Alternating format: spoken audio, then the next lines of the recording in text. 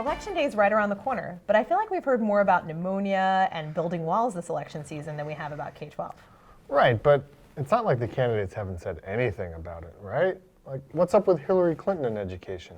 So Clinton's been out on the trail talking about a lot of the same things that President Obama has been in favor of, except for the controversial stuff. She steered clear of teacher evaluation through test scores, which is something Obama has supported.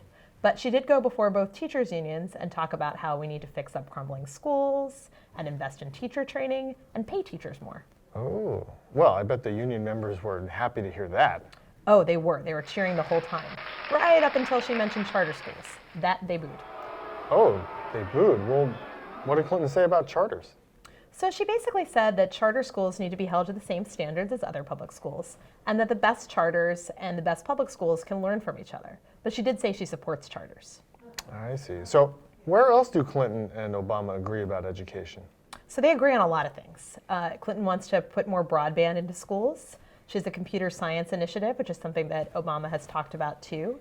She likes the Common Core standards, and she wants to make public college free for low and moderate income students. She also wants to push toward universal pre-kindergarten. Here's what she had to say about that. Our country won't be competitive or fair if we don't help more families give their kids the best possible start in life. In fact, Clinton's been talking a lot more about higher education and early education on the campaign trail than she has about K-12. Oh, okay. Well, why do you think that is?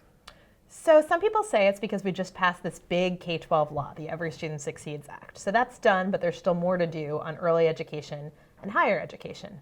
But other people point to the divisions within the Democratic Party between education reformers and folks who are in teachers' unions. They say that Clinton is sticking with some of the safer issues, things all Democrats can get behind. But enough about Clinton. What about Donald Trump and education policy? Well, so for a long time he was only giving us sound bites. He said he hates the Common Core state standards. He called them a disaster, actually, but he hasn't said why he thinks that or how he would get rid of them. He said he would either cut or drastically reduce the budget of the U.S. Department of Education. But he's also said that education is one of the top 3 priorities for the federal government. So it's a little confusing.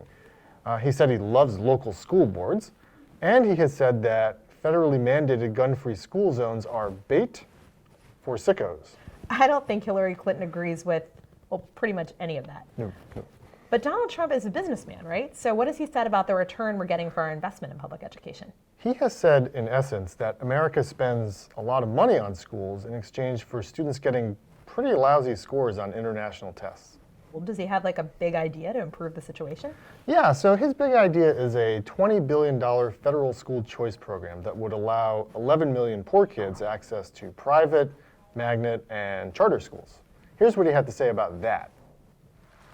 We will rescue kids from failing schools by helping their parents send them to a safe school of their choice. Well, most Republicans can get behind the idea of school choice. But where does this $20 billion come from?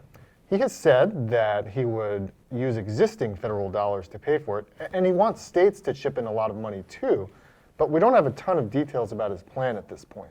Well, it sounds like there could be a fight on it, though.